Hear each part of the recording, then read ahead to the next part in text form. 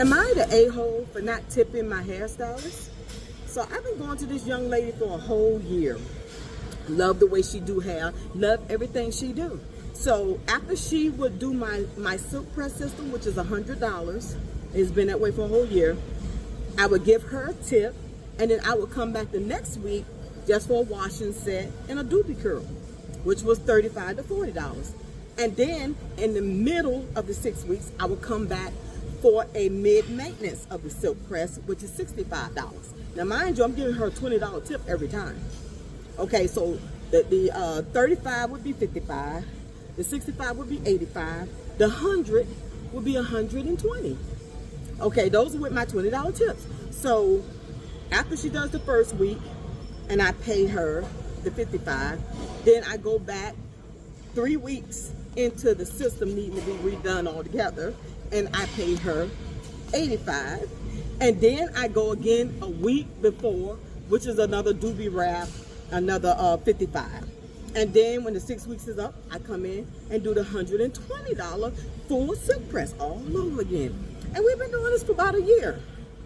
So, I mean, mind you, in 6 weeks, she makes well over $200 and some odd off of me every 6 weeks because of the maintenance and the mid-maintenance and then the full system.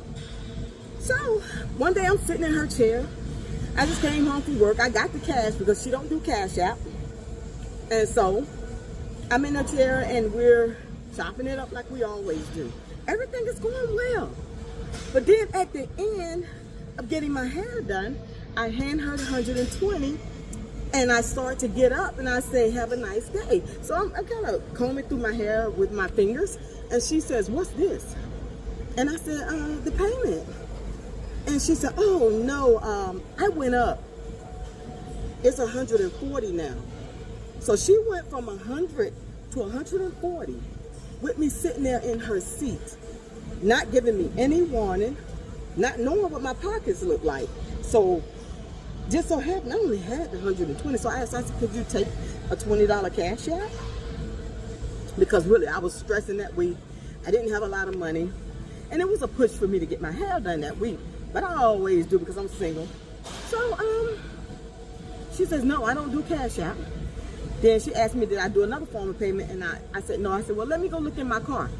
Mind you, I had to go in my car straight and look everywhere to see if I had any money. When I came back, it looked like I had fives, ones crinkled up, you know, until I made that 140. But I didn't have anything to give her a tip.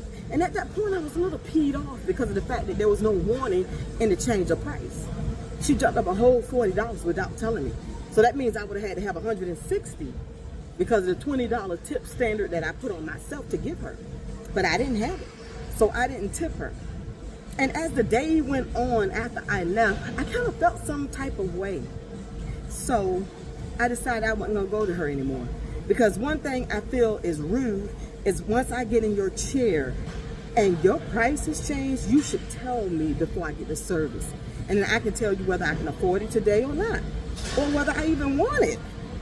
And so I felt some type of way. So TikTok, am I wrong for not going to the bank, getting the money and coming back and tipping her? Or did I do right just to give her the 140? You tell me what you think. Farm Girl out.